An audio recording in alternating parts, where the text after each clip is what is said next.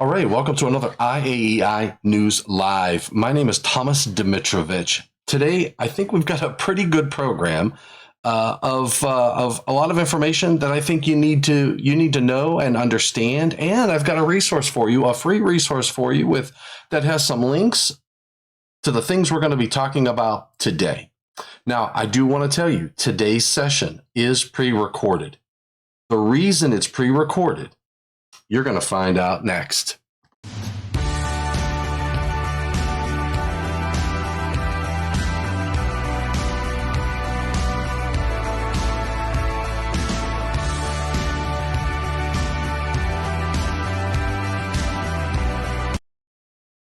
Okay, well, welcome. It's Tuesday. I believe it's February 8th. February 8th, 2022. Geez, oh man, it's amazing how fast this month is going. Welcome to February, everybody. And again, my name is Thomas Dimitrovich. This is pre-recorded. Why? Because I am at the correlating committee meeting for the National Electrical Code as we speak. So I do not want to miss a IAEI News Live Tuesday at 12. So I put this together as a update for all of you, and I've got a resource for you as well. So take a look down below in the description for this on our YouTube site. I will be posting this onto our LinkedIn sites and our Facebook sites as well. I'll be tweeting this out on my Twitter account. So please don't forget, down below you'll see a link that you can download a document that has a lot of links inside that document to the things that I'm going to be sharing with you today. So let's talk about an agenda. I already mentioned the companion document resource, which is available down below. Here's sort of what I want to talk about. I want to cover the IAEI section meetings. I know it's February. I want to make sure everybody gets these on your calendar. So I want to cover a little bit of a status update. And as we move this summer, as we move along this year, I'm going to be providing as much information as I can about these important section meetings. And I'm going to talk a little bit about some other resources that you may find of interest locally in your area. I want to talk about some industry news. Things like the last two meetings that we've had, IAEI News Live sessions that we've done. One was on 70E, one was on 70B. Both of those documents are in process. The National Electrical Code is in process. I want to help you all understand all of the documents that are currently in process and where you can go to find out what documents are accepting public inputs, which documents are accepting public comments, which ones are accepting NITMAMs right now, which ones are active. And you need to know that information, especially if you want to engage with the industry. So I will be giving you that information during the industry news session. I want to talk a little bit about Rudy's 10 at 10. And there's a good article link I have in the resource as well. I also want to hit, and really the state adoption resources, that's an industry news issue. So because we're going to be talking about the National Electrical Code, we all know the National Electrical Code is adopted state by state. And I want to provide some information to all of you about the resources in relationship that can help you understand what states have adopted, which ones are in process of adopting, and then who your resources are. And if you want to get engaged, you want to help with the continued acceptance of this great document, I can get you connected with the right people. So that's on our list as well. I am going to be talking about some other important documents. I want to hit and touch the IAEI magazine. So there's a resource, IAEI magazine. If you are a member, you get a copy of this in the mail. You can actually purchase this separately. I do want to talk about some key articles that are in this, and I want to just talk in general about this as an industry resource because, well, anyway, there's a part of the Q&A that I am going to talk about because I think the person who asked this question on our YouTube IAEI NewsLive session, it's not a question. They made a statement. And I want to read that to you because I share that individual's passion. I share that individual's recognition of this document as a very important resource for our industry. So I'm going to touch a little bit about that as well. And that's when we get into the Q&A dialogue. So what I've done, I keep seeing questions come in on in relation to our IAEI News Live sessions. There are other questions out there on the YouTube videos, because remember, Keith Laughlin was out there doing some educational pieces. Joseph Wages was out there doing some educational pieces. Rudy Garza himself has his 10 of 10. He's doing sessions. And there are some questions out there, which I'm planning on trying to figure out how to bring those into the fold and get those answered for you. We may be doing some Q&A Fridays on this IAEI News Live channel to help address some of those industry-related questions. So anyway, let's first talk about the section meetings. So we have some dates. There is an industry on the IAEI's website. You can find this information. The Northwest and Southwest section looks like they're going to be doing things together this year again. Remember, it's all fluid right now. It's only February. These meetings occur in the fall. So I believe the first section meeting will be the Northwest, Southwest, September 11th through 15th. So put that in your calendar. If you are in that area of the country, Northwest, Southwest, your Californias, your Oregons, you can check it out on the website, on the IAEI News website. I'm not going to go through all the states. Geography just wasn't my strong point. Anyway, it's over there on the West Coast. So Northwest and Southwest section meetings, September 11th through 15th. Put those on your calendar if you're in those those areas in those states. The Western section is September 18th through 21st. I'm going to give you a little bit more information. I am the education chair for the Western section, so I know a little bit of information with regard to what the program will be. We just had our board meeting. We carved in stone our program, and we are going to be releasing our invitation or our registration links very shortly. We have our committee members, I believe Dawn Iverson and Tim McClintock.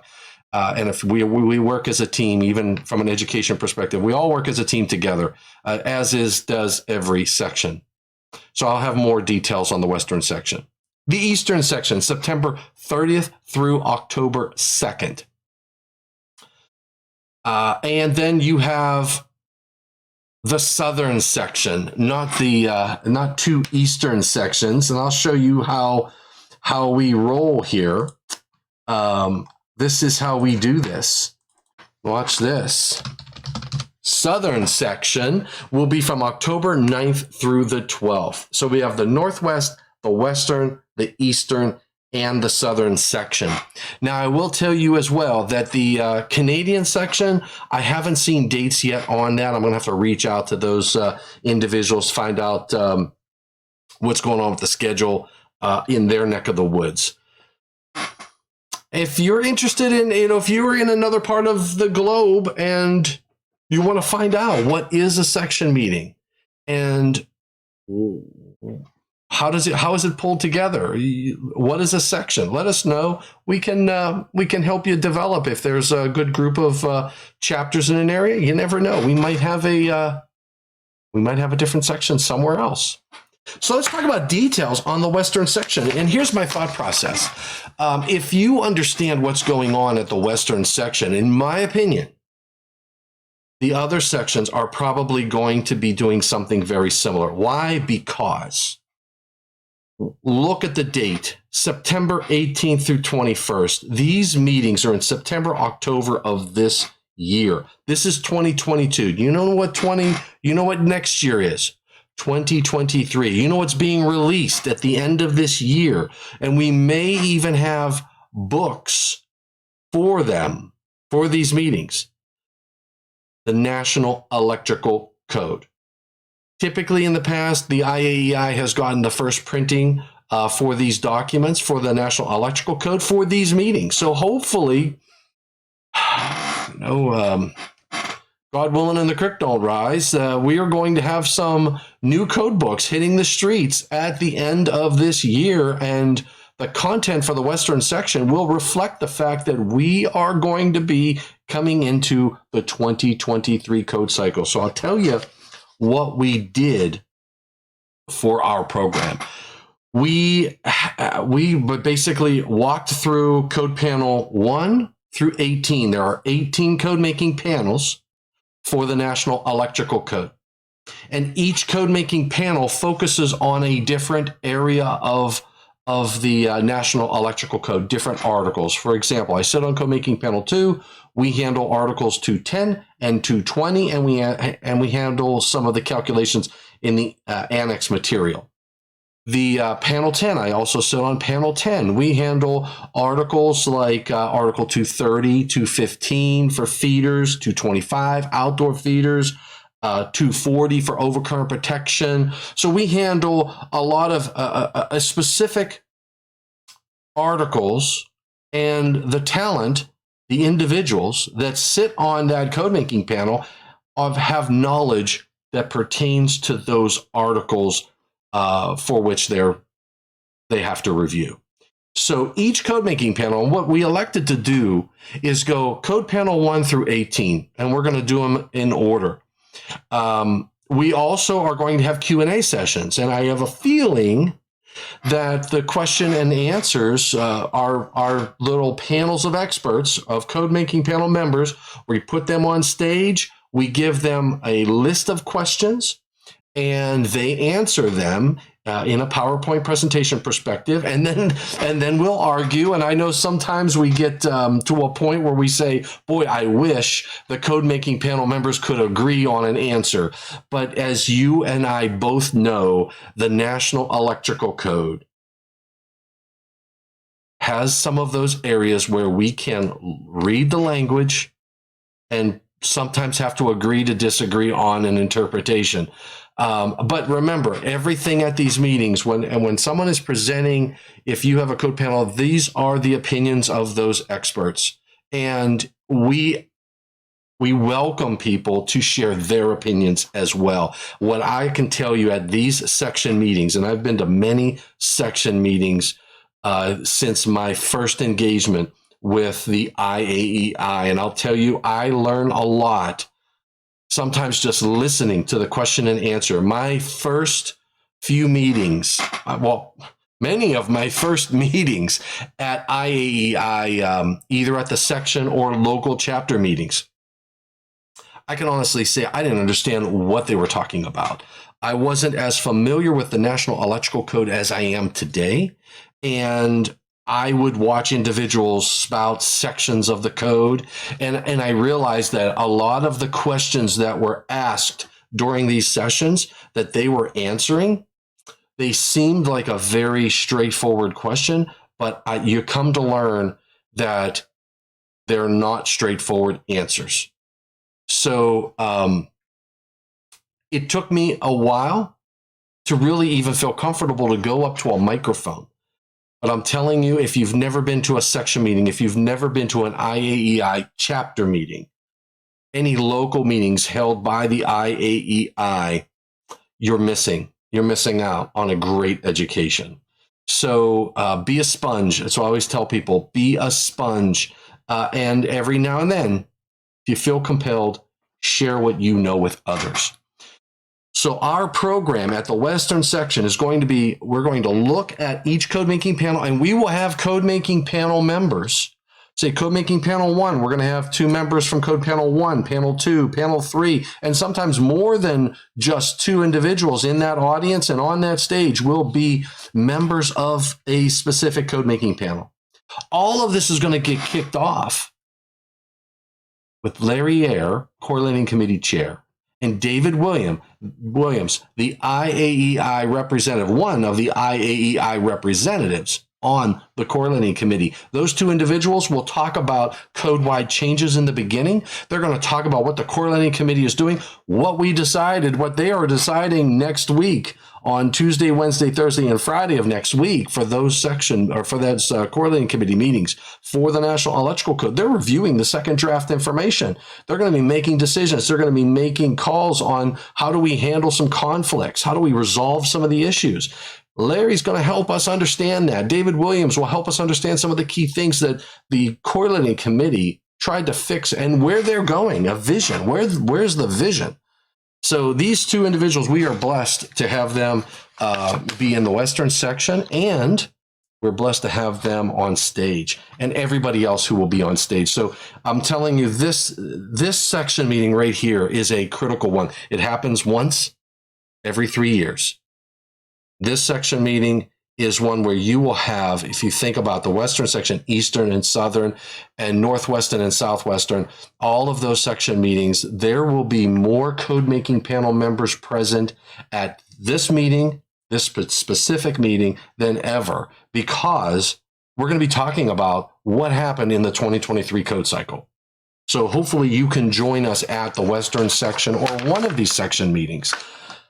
And to talk about the next edition of the National Electrical Code, because by the time that we meet, pretty much all of the NIPMAMs, the annual meeting will be over. We will be through any appeals, and we'll probably, hopefully, have a printed book, fresh first edition copy of the National Electrical Code.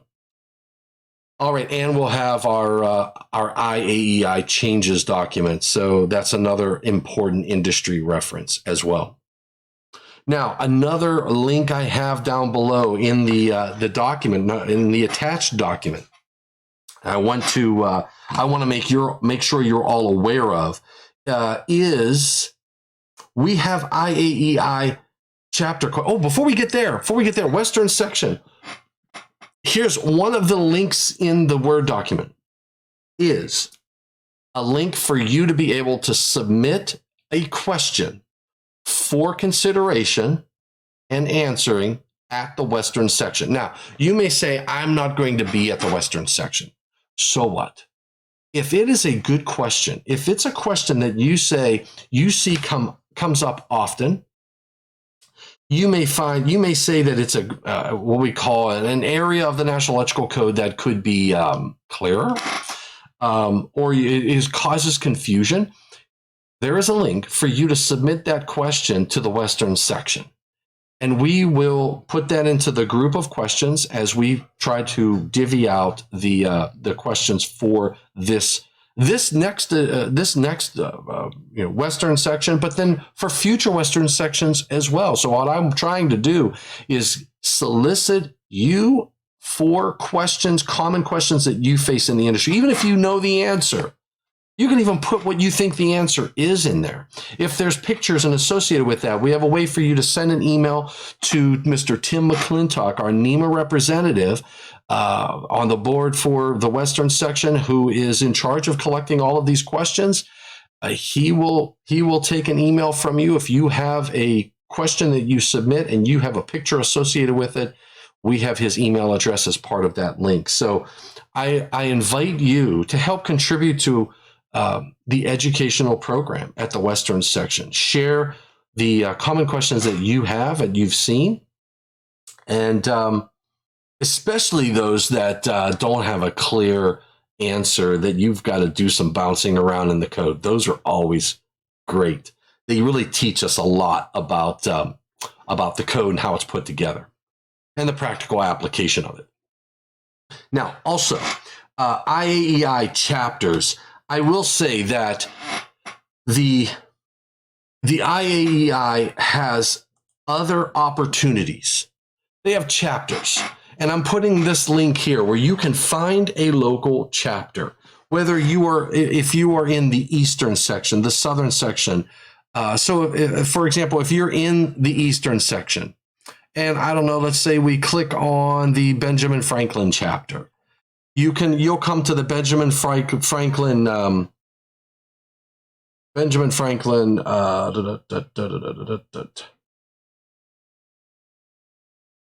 Take me out of here. You'll come to their web page, and you'll see there's a lot of information. There's their meeting information, general meeting information, their November general meeting information, the details, the time, the location, the speakers and topics. You can click on here. Some of these chapters have their own website, and that information will be posted. And in this case here, they have their own website. They have a general meeting notice and all of their content. And there's their board members. You could click on meetings. In this case, they're going to have so this is a topic. Do you know, why the IAEI technical training? Of course, we're back to meeting in person. Here's a PDF of the meeting announcement for the February general meeting. So there's the date and the time, the reservations. There's all of your information. So this is board members.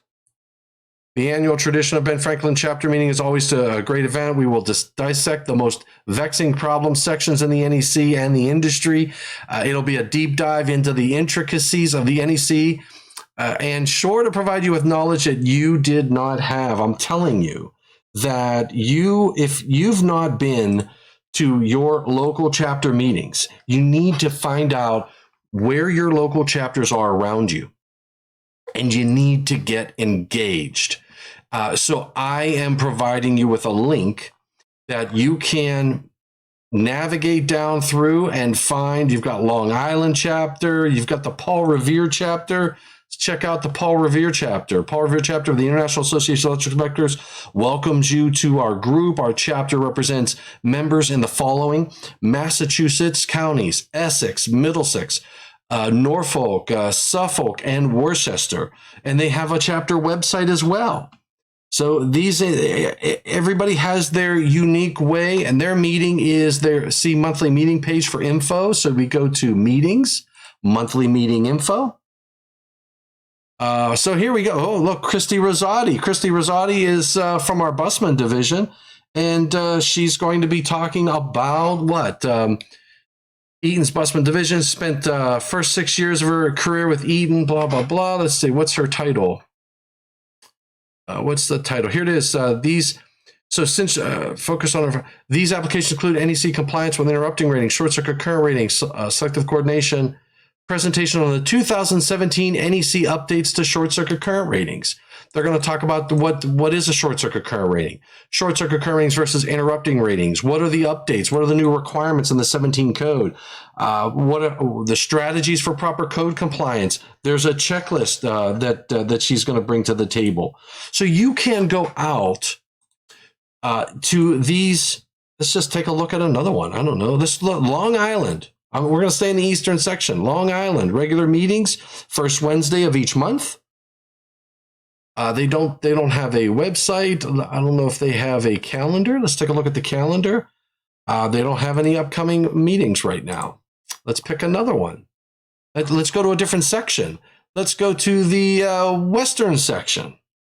You got the Arkansas chapter. Let's take a look at what Arkansas is coming up with. They got a 2000 State of Arkansas Department of Labor announced the adoption of the 2017 NEC with Arkansas amendments with an effective date of January 1st, 2018. So the other thing to consider, engagement at your section or your chapter.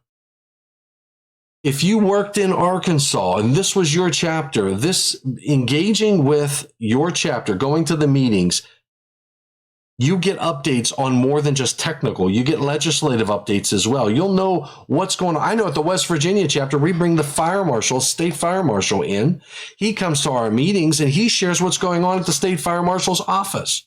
We have our utility come in for our area. They help us understand what we need to be watching for, what kinds of problems they're experiencing. We have sessions where the utility will be there and they'll have dialogues about, getting services updated, etc., and dealing and who to call when there's issues, who to call when you have questions about energizing a new structure. How do I get a service installed, etc. So, and what are the details in that case? So here's they have the 50th annual Arkansas chapter of the IAEI Fall Conference. It's going to be in the Doubletree Hot Springs, October 6th through 8th, 2021. That was 2021. Here it is in 2022. So this was last year. Let's take a look at what they had last year. So they had, it says the meeting will start Wednesday and will end on Friday the 8th. So they go from Wednesday to the 8th. They have 16 hours of continuing education. The registration includes educational programs Wednesday through Friday and Thursday evening banquet. They even have a banquet. Don't forget, there's going to be some great outdoor giveaway prizes at the banquet. And the program is on the 2020 NEC analysis of changes. All presenters are nationally recognized code experts, and our classes are recognized through the IAEI and the State of Arkansas Department of Labor Electrical Division for Continuing Education results credits. So, and they have their costs for registration, and they have the locations. So I would highly encourage you to take that resource that I provided, find the chapter that is close to you, and I'm telling you, get engaged. I remember my first meeting, I believe, was an Ohio chapter meeting. I can remember going to that meeting. I didn't know a soul in that meeting. There was nobody from my organization in the back, and there was some of our distributors, which I didn't know them either. But I'll tell you what, I am so glad I took that step to go to that first meeting, and I have a feeling you will as well. So don't forget to check out those chapter meetings. All right, so I'm going to make sure I covered everything. I did the companion document, the agenda, the section meetings. I talked in detail in the Western section. We talked about the agenda. We talked about the most, and we talked about registration for the Western section is going to be open this month, guaranteed. We already have everything solidified. We're just working on our marketing. And I told you, don't forget, you can submit your questions, and those will be reviewed for the Western section. We talked about the chapter meetings. All right, industry news. We're going to go to industry news.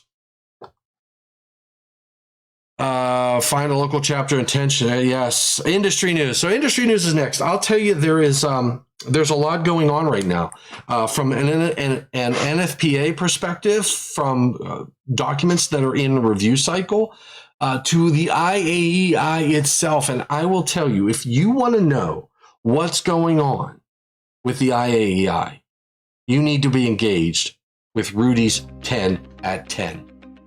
At 10, there's 3 10s in there. All of these sessions by Rudy Garza are up on the YouTube site for the IAEI. He talks about a lot of information with regard to what's going on with IAEI. And you all know there's a lot of things going on with regard to looking at building relationships with other industry partners to be successful together. Rudy shares that information with us during these sessions.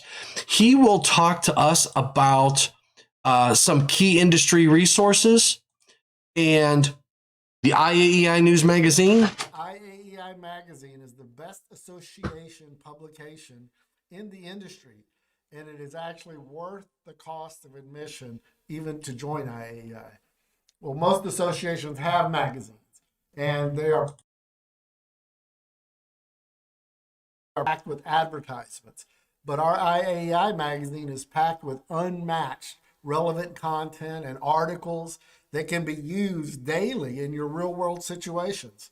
So, after you've read your magazine, please pass it along to somebody else in your office and encourage them to reach out and join IAEI as a member. Yes, absolutely.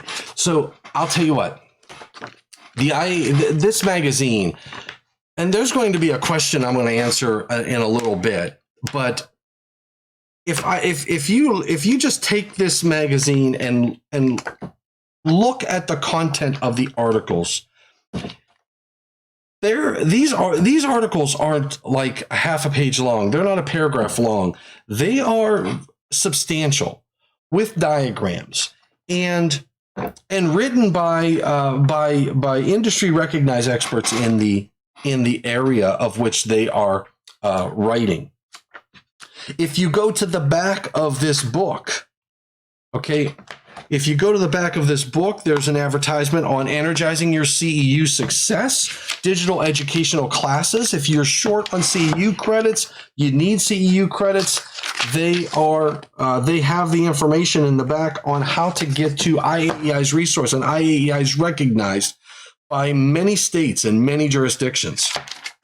Also, they advertise in the back the IAEI section, chapter, and division information, which I gave you that link. There's information here about the secretary and the membership chairs. And the secretary is an important role, because what you can do, if you're interested, say you live in an area and you go, I'm in the New Jersey Skylands chapter, based upon looking at their website, and I want to know how I can get engaged. This is what you do. You come to this magazine, and you come to the back of this magazine, and you look and you see that who the secretary is for the New Jersey Skylands chapter. You know his phone number and you know his email address. You can give him a call. You can send him an email and say, hey, look, Greg, Chantal, I'm interested in getting engaged. When is the next meeting? What's the topic going to be? How do I get there? How do I get engaged? So you can reach out to any one of the secretaries. And if you want to become a member, reach out to the membership chair. And in some cases, the membership chair and the secretary may be the same person. And you know what that's a good sign of? That organization can use your help if you want to get engaged. So get engaged with your specific section. This edition, this is the January-February edition of IAEI's magazine. And in the very back, look, there is the membership information. So you can take this and get a membership started with another individual. Somebody else that you know that can benefit from this. I'd say it's a great gift for somebody. Tell them you're going to cover your 1-year membership. A professional membership is $120. A student membership is free. Senior professionals, young professionals are $100. Take a look at the different membership types, and maybe this is a good gift for somebody that you know that might be hesitant. Maybe it's a young engineer. Maybe it's a young electrician, an apprentice. Maybe they can't afford the 120 and you can. It's a great gift for somebody going into our industry or coming into our industry. And students are free. So great resource for you. This magazine is absolutely on. Look, 2021 CE Code Part 1. This is the Canadian Electrical Code. So if you're in Canada and you want to understand the Canadian Electrical Code, Steve Douglas does a great job at breaking it down for you. So great industry resource. You get this for free as part of your the value of your membership. Don't forget about it, and make sure that you leverage that magazine as best you can. Honestly, I try to keep a hold of mine, and I love Rudy to death, but I'm like, there's so much information in there. And what I would typically share with somebody is this last page right there, and say, look, I read through these articles, and I do save quite a few of these. But maybe sharing is caring. So anyway, let's just see where we're at. Okay, industry news. Don't miss the Rudy's 10 of 10s. And if you want to see them, if you want to see past Rudy 10 to 10 of 10 of 10s, then you can go up to the YouTube site, IAEI's YouTube site, and watch them. They're 10 minutes long. Piece of cake. While you're eating lunch. Listen to it through your earbuds. Driving to work. Listen to him talk. There's a lot of good information that he shares about the future of the IAEI, where we're at now. A lot of people, I know we're going through some changes right now. And there's a lot of individuals out there who want to just move to different conclusions without information. So try not to spread rumors. Try not to create information on your own. Get it from the source, Rudy himself. I know he loves to share information. He's passionate about the organization, and he's passionate about sharing information. Transparency does a lot to help dispel nervousness or any anxiety that you might have about the organization. All right, Rudy's 10 of 10. What else? Okay, so Rudy's 10 of 10, 2023 cycle information. Okay, so I will tell you that the 2023 code cycle, I have some links in the document to get you to the page. But we are in, from a 2023 code perspective, we are in we had our second draft meetings. The second draft report will be posted March 21st of this year. So we call that the second draft report. Remember, we have the first draft, and then once that's posted, you can comment on that. We've gone through our meetings. The correlating committee will be meeting this week, and they're meeting today as you watch this video, and they're going over the second draft, second revisions, and they're creating the second draft. So that will be posted on March 21st. The next important date is April 11th, 2022. That is the closing date for any notices of intent to make a motion. We call those NITMAMs. A notice of intent to make a motion is when you don't agree with where they ended up for whatever reason, and typically it's going to be a process issue because all the technical arguments are out of the way. Now you're dealing with a process issue. If you don't think the process was followed correctly, you file a NITMAM. You can have a technical discussion from the code from the floor. You can talk about for whatever reason you don't think that they made the right decision. But again, as you get later and later in the process, it becomes less of a technical debate and more of a process debate. But the NITMAM is still a time where you can make your technical arguments from the floor of the annual meeting. There are certain criteria that you need to follow for a NITMAM, and I will have a link in this document for you to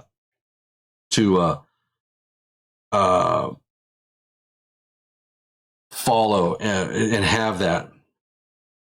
I'll put the NITMAM reference. All right, so the correlating committee is meeting this week, and there's an article. There was a good article by Mr. Laughlin on some of the big changes that are coming down the pike for the 2023 NEC edition. So also, they published the calendar. So I will tell you, I got a link down there, which basically is the technical committee meetings calendar. This gives you all of the technical committee meetings, when they're meeting, etc. So if you scroll down to February, you will see that February 1st through the 8th, handling and conveying of dust, vapors, and gases. They had a pre-draft meeting. The staff liaison is Laura Moreno. They have February 8th is unmanned aircraft systems. Ooh, that ought to be a good one. February 8th, that's Tuesday. Man, I wish I could be on that one. February 8th, it's a web meeting, a teleconference. Those are your drones. If you're a drone pilot, I'm a new drone pilot. I'd love to sit in on that one.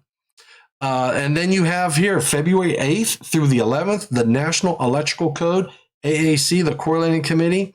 This is the second draft meeting notices, February 8th through 11th in Quincy, Mass. at Boston Marriott. If you click on that link, you'll have the second draft meeting notice published. Tells you where it's going to be, a booking link to get a room. It tells you the times of the meeting, 8 to 5, and the discretion of the chair for the remainder of the week. Attendance to committee meetings is required in accordance. So if you're on the coordinating committee, you have to be there. But if you want to attend as a guest, you can do that as well. So, and they have the dates, they have the price for all of the information there. So I gave you the link, and you can see all of the different meetings that are going on and all the dates. So if you're in February and you want to see what's going on, if you see, like, for example, this February 8th, which I'm going to go back there because I'm interested in that one, you can take a look at this one, and you'll see that they have a web conference from 1 to 4. The primary purpose of the meeting is to review NFPA 2400 public inputs and develop proposed revisions recommended by the committee. The meeting will be held via web teleconference only. They have a web link. Guests should contact Elena Lyoland, and they give her email address for instructions on how to connect. So if you wanted to attend this meeting, since it is virtual, you would be able to download this, send an email to this individual at NFPA. They will probably send you the meeting invite, and you can attend virtually as a guest and be a fly on the wall. So, you can find any one of these NFPA meetings. February, there's all of the stuff in March. They have airport facilities meetings, special operations, protective clothing and equipment, cultural resources, safety at motorsports venues, finishing. Remember, NFPA is more than just electrical, right? So there's a lot more. There's a lot of other things going on with NFPA. NFPA is not. I know that we are in the electrical industry, and we know the National Electrical Code. We know 73, 70B, 70E. But there's a lot more out there. So this resource is there for you. Get familiar with all of these events. Get familiar with these meetings. Be a fly on the wall. You don't have to be a committee meeting. These are public meetings. You can attend them. So be mindful of that link. I think you might find it very useful. Okay, article links. Okay, so I already gave you that. And okay, we talked about the membership, the IAEI chapters, finding your local chapters. We've got those. We talked about the section meetings. The section meetings, again, you can find those on the IAEI website. That's in that document, that resource that I'm giving out to you. Okay. Code adoption by state. Now, there's another important thing I think you need to understand, and there's a resource. I provided a link. You can browse continuing education requirements by state, select your state below. This is actually, these are select your state. This will tell you what version of the code they are on, and even the counties, Shelby County is the 17, Montgomery 17, Hoover's on the 14, the license renewal CEU requirements. There's a lot of information in that link to help you understand not only the code that they're on, but also the CEU requirements for that state. So, and any reciprocation that goes on there. And here's the courses for Alabama available for on-demand webinars. So there's a lot of information for you on this website. There is, remember, there from an NEC perspective, it's adopted state by state, jurisdiction by jurisdiction. And there are industry resources for you.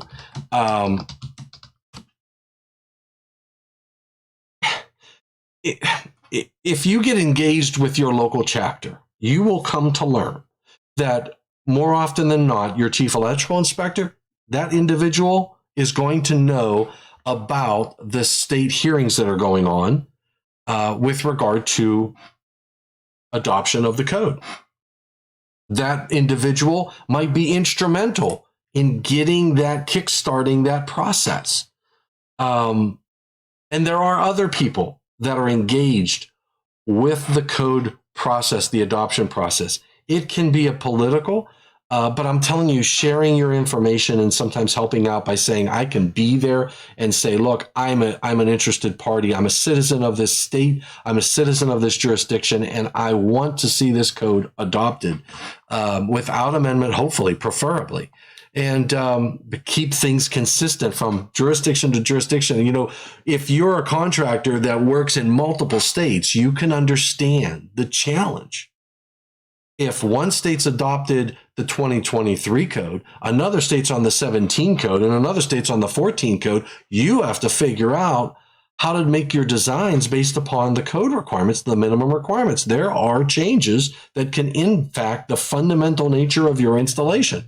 If we can keep everything consistent and everybody be on the same code version, life would be so much simpler.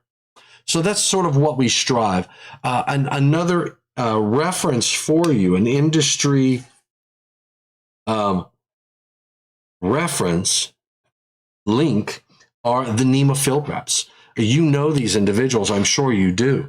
There is a link for the field rep program. There's a flyer that talks about the field rep programs. They show you their jurisdictions, 1, 2, 3, and 4, and you might be surprised, but they line up very nicely with the Western or Northwestern, or the Northwest and Southwestern, the Western section, the Southern section, and the Eastern section here in the United States. You have Mike Stone, Tim McClintock, Brian Holland, and Jack Lyons. These 4 rock stars go across their jurisdictions. They fly, they drive, if they had the thumb to get to a meeting, they would, and they fight for code adoption.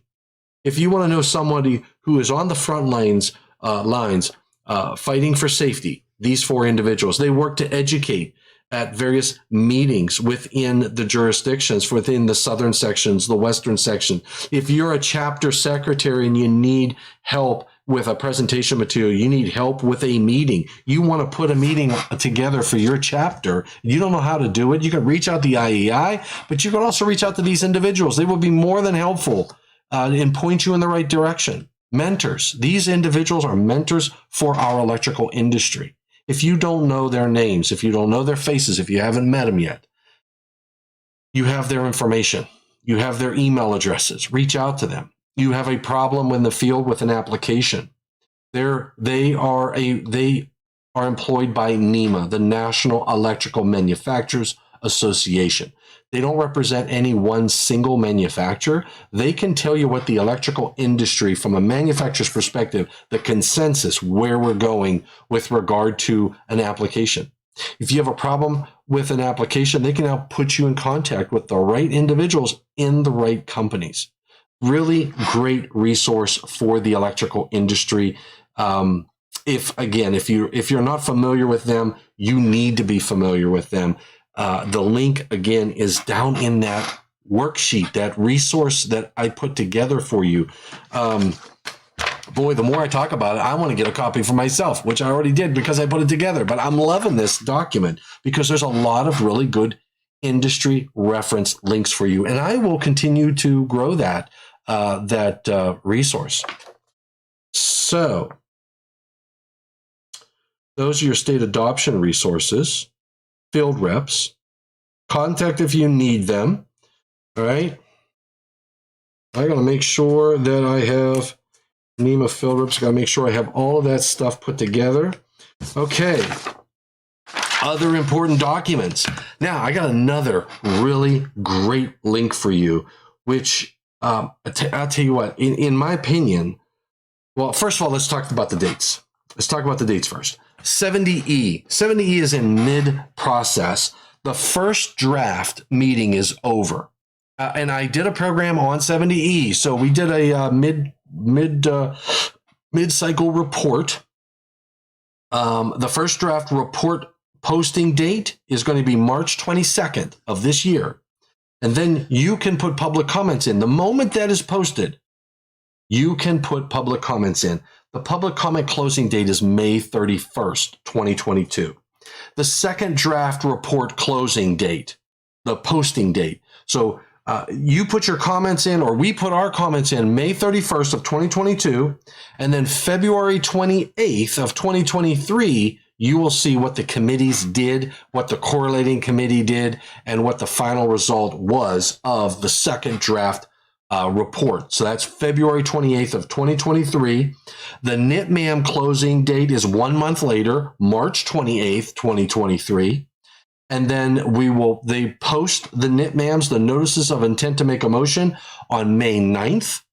And then June, we have the annual meeting where we will usher that document into production. Post the annual meeting and results of any of the motions, the certified amending motions, the CAMs, if they pass or don't pass. After all of that, then the next opportunity for anybody who doesn't agree is you file an appeal to Standards Council and try to get something overturned. And that's, again, it's on process. So those are the dates for 70E, and that's the 2024 version of the document. 70B is a 2023 document, just like the National Electrical Code. So this is a challenge. I sit on 70B, and there's others who sit on the National Electrical Code for the continued development. If you sit on both of those documents, we're working on both of those at the same time. The public comment closing date is tomorrow, February 9th of this year. So today is Tuesday. Wednesday, February 9th, tomorrow is the closing date for the public comments. Then we'll have our second draft meetings.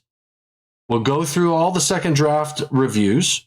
It will get balloted for the committee, and there'll be a recirculation of the ballot. Then we'll finalize that. That goes to the correlating committee. The correlating committee, they put their little pixie dust on everything. And then they'll post the 70B second draft results on November 2nd of this year. November 2nd of 2022. The notice of intent to make a motion will close on November 20th of 2022. And then the NITMAM posting date will be January 11th of 2022. And then the next phase is the annual meeting in June.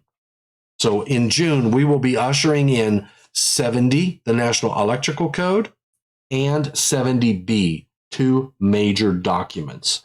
That will be an exciting annual meeting, and you got to be there in Boston. NFPA 110 and 111, public inputs are open right now, and it closes June 1st, 2022. So in June, we'll have the public inputs closing for NFPA 110 and 111. And in fact, since I bring that up, what I will do is I want to bring up this resource, which I loved. I personally, I recently found this because I used to have to, I knew my documents that I was interested in, and I would go to those and try to figure out when are the public inputs open? Are the public comments open? And I found this resource for you. The link is in that document. Look at this list of codes and standards. You can filter by topic, you can filter by cycle, and you can filter by development stage. So if I wanted to know which documents are accepting public inputs right now, NFPA 10, NFPA 11, 12, 12A, 13, I should see 110 and 111 in here. There's 110 and 111. So standard for emergency and standby power systems, standard for on stored electrical energy emergency and standby power systems, standard for protection of records. Everybody got to protect their records. I use CDs these days. Anyway, so look at all of these documents. All of these NFPA documents are accepting public inputs right now. If you want to see what is accepting public comments right now, only 2 documents. NFPA 70B, which we said, what's the closing date for that? February 9th. That's tomorrow. And NFPA 1, the fire code. So those 2 documents are accepting. And if we go to NFPA 1, let's take a look at that one. If we go to next edition, the public comment closing date is February 24th, 2022. And you can submit a public comment online. The next edition is now open for comment. And then if you want to see what is in the accepting NITMAMs, notice of intents to make a motion, these are all of the documents that are accepting NITMAMs right now at this time. So that link right there, I think, might hopefully help get you to some good information. All righty. Now, what I would like to do is take a few minutes and talk about questions and answers. So Q&A. So here's what happens. We have these videos, and I'm sure I'm not doing this live right now, but I will be hopefully watching it on my phone and commenting. You might have seen me commenting already, but usually after the fact, individuals will watch this program and they will ask questions or make statements. And I love reading them. Absolutely love reading them. The challenge is answering them, finding the time. So I thought I would take the last few minutes, 5 or 10 minutes of this session and go through some of the questions and take a look at some of the answer and just have a discussion about them. My good friend, David Engelhardt, he says, wish I knew of this live presentation so I could have made the following comment during the live presentation. Well, David, you didn't make it during the live presentation, but you made it during this one. Florida Building Code, based on the ICC code series, added 107.3.5 that indicates what criteria is required to be submitted for plan review. And to answer Felix Sandoval's question, our friend from Colombia, South America, for the state of Florida, load calculations are a part of that criteria. Now, this session was a while ago, and I did this one on plan reviews. Plan reviews are a critical part of the process. Some states do plan reviews, some don't. Some half-heartedly do a plan review. Why is a plan review important? And my message during that session was that getting your plans reviewed will help alleviate problems during the installation. You don't want to walk up to a job site and find everybody sitting on buckets because there's a red tag. That is a waste of money. You can spend a lot of time trying to fix things in the field when you could have caught them on paper in a drawing. Now, I know a lot of organizations will hire somebody to do a plan review before they submit drawings. And if their jurisdiction doesn't do a plan review, they have an inspector review their one-line diagrams, review their plan drawings, and tell them what they think is going to be a problem or could be a problem during the actual inspection in the field. And they fix it before they break ground. They fix it before they go and buy a product. Because in many cases, to fix a problem in the field costs numerous dollars to do. So, mucho dinero. So, David was saying that the load calculation is a part of their plan review. And I think it's a critical part of any plan review. Pierre Belarge, Thomas, this was a good presentation. I'm in the field for electrical contractor. We work in high-rise buildings in New York City. Could you imagine that? High-rise in New York City. There's a ton of them out there. These projects are years in the building with a considerable amount of changes. Add to that the mistakes made by delivering equipment suppliers, and one can see quite a few changes made, not always according to drawings or engineering. Sometimes changes to fuses has to be made for a number of reasons, and the single line drawing is not the same as the calculations were performed. Too bad this kind of education is so limited for the field, guys. Thanks for your efforts, Pierre. Now, this session, I have a passion around the single line diagram. I can tell you, and I'll tell you why. Early in my career, I was doing short circuit coordination studies. And I would go get hired to do a job. I'd get out to the job site, go visit the customer, walk the facility down, grab the one-line diagrams, grab everything I need. And my mentors would tell me, check the drawings, go to the site, walk things down, check, take a highlighter with you, verify as much of what's on the one lines as you can. And what I learned was a lot of the one-line diagrams were old and never updated. The fuses were the wrong size if they were there. The even transformer KVAs and percent impedances weren't documented correctly, even if they were the original equipment. In some cases, they were replaced. I recalled. It's vivid in my mind. I can still see the electrician sitting on a bucket. He was eating a sandwich. He was taking his lunch break, and I walked past him 6 times, and he says, "Boy, what are you looking for?" I said, "I'm looking for motor control center, whatever the number was." He looked at the drawing and he said, "We took that out years ago." And he says, "That was on mezzanine, whatever." And he says, "In fact, the mezzanine is not even there anymore because they did something different with that area." And then we looked at the date on the drawing. It was 1976 or something like that. So an updated one-line diagram throughout the life of that project is rare, but it's very important. It was important to me when I was doing short circuit and coordination studies. Just put yourself in the shoes of the electrician who has to establish an electrically safe work condition per this document. They're going to do lockout, tagout procedures. What are they going to reference? One-line diagrams. And I hope they are updated. We don't need to have one of our workers lock and tag out a breaker or a fusible switch or anything to isolate and establish an electrically safe work condition, go by the book, and get hurt because the drawings were not up to date. So one-line diagrams, I agree 100%, and it's an opportunity for every one of us to make sure that those documents are updated. Thanks, Pierre, for that that good input.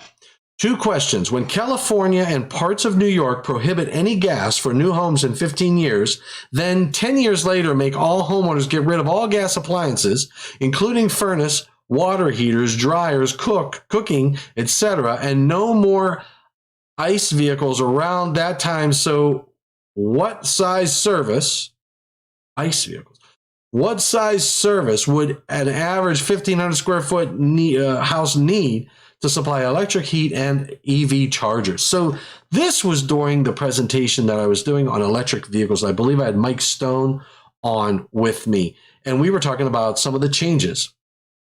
And, electric vehicle chargers are growing, and there's states that are mandating, California and parts of New York. What they're mandating is you got, like on some of these buildings, they're saying you need to put so much percentage of your parking lot has to be EV ready, which means there's an electric vehicle charger there. And in California, I know they had a rule. They said they do not allow demand profiling and load shedding. So you have to, and I think, Garba, you have a valid concern. The electrical infrastructure moving forward has got to change. And there are a lot of things happening to ensure we have an infrastructure to support this shift from gas and propane and natural gas, fuel, oil, to electricity. So I would agree there that should be in everybody's mind, the service and the electrical infrastructure to serve a growth, a continued growth in electric vehicles. Question 2, who in their right mind thinks that any utility company can triple or quadruple the available generating plants and distribution lines in 25 years? That, again, all we can do is here's the thing. I think you need to set the vision, you need to set the direction, and then we all have to work together to see if we can get there. If we can't double it in 25 years, we got to get close, because I'm telling you, based upon what I'm seeing from automotive manufacturers and legislation and the discussions about sustainability, we're moving into the electric vehicle world pretty hot and heavy, and we're going to have an infrastructure to support it. And that's why it's going to be even more important to go to the back of this book and find that membership application, because this book, this IAEI magazine, I am sure will be right there in the front, helping us understand what's going on in our electrical industry and how are we going to answer questions like this as we move forward. Time will tell. This was the one I wanted to mention because I read this and I agree 160%. The magazine that this individual is referencing, I blocked the name out. I don't need to drag anybody through the mud. But I, too, was a subscriber, and I am still a subscriber to this magazine.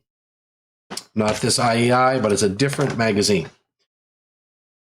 And this commenter said they believe that the IAEI is by far the best electrical magazine out there. And in the 70s and 80s, this XYZ was the best. And I agree. I was subscribing back when it wasn't the, I'd say, yeah, it was the 80s. I was a subscriber to this magazine, and I still have some of those. I keep those things because there were some really good technical articles in there.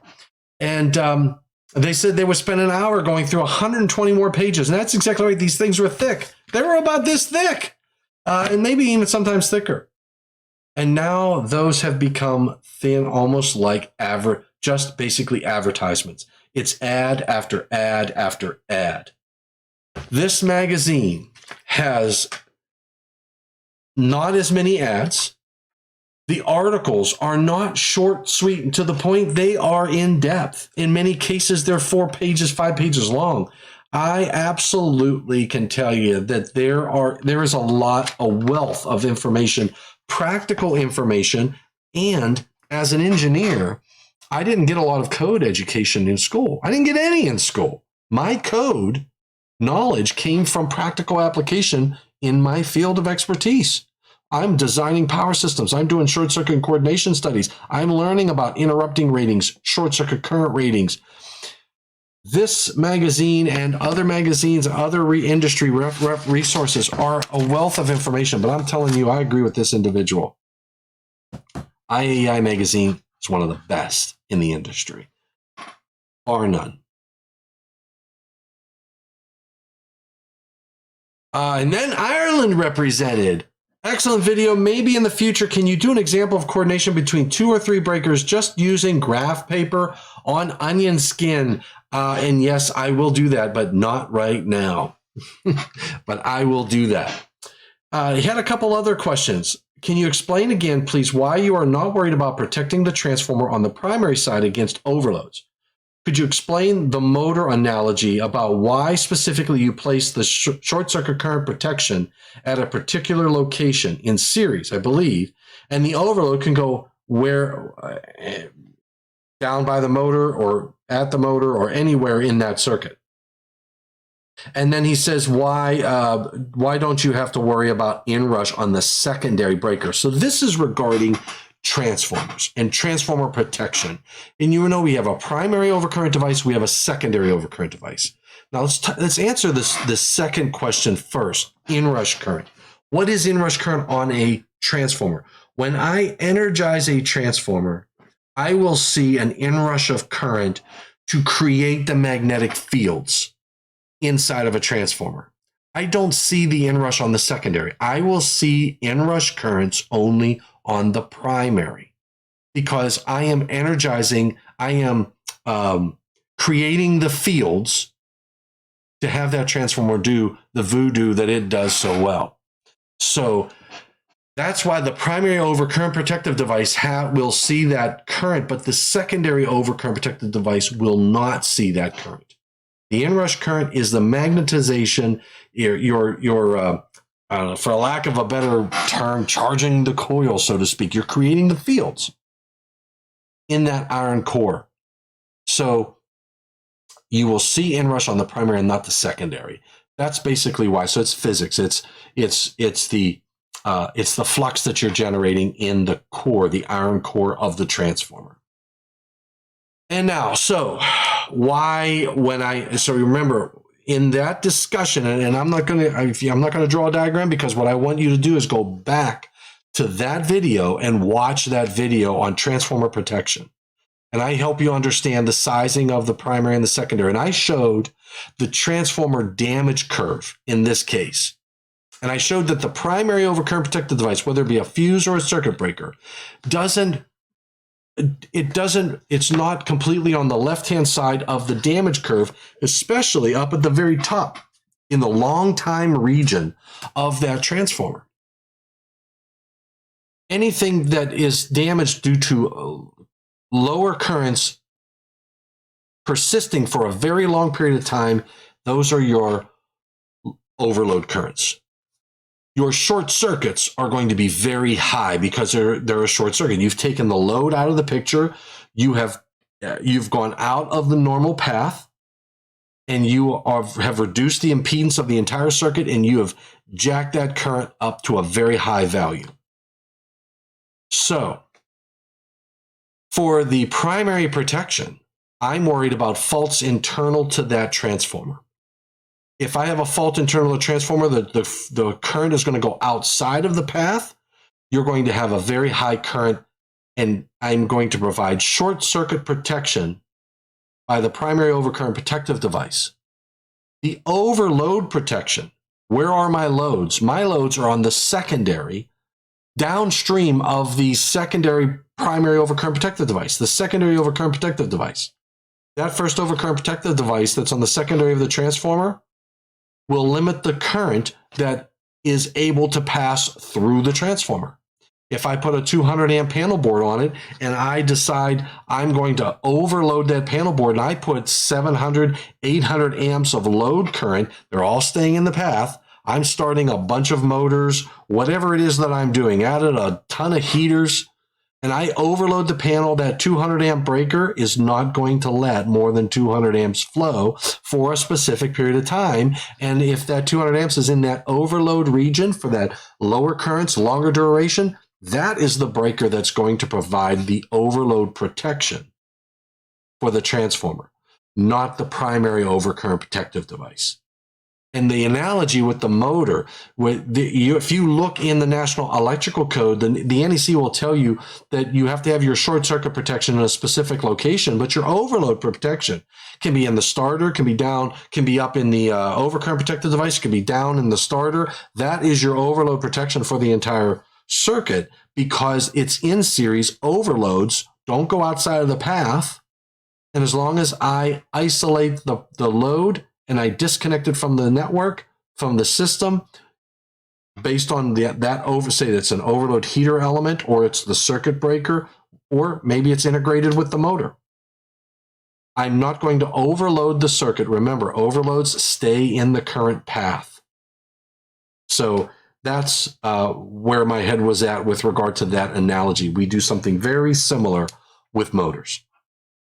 All right, I will continue to develop and answer questions as part of my Tuesdays, and maybe if we get enough, we'll do a Q&A Friday, and that might be better because then I can put some diagrams together and just dedicate it to thoroughly answering those questions. So get your questions in, comment on this video. We will be looking at those questions as a group, and we will formulate some answers and share our knowledge, and you can share yours as well. If you see a question and you in the comments and you think you have an answer, you can answer it as well. Share your information. That's what the IAEI is all about: networking and sharing our knowledge together.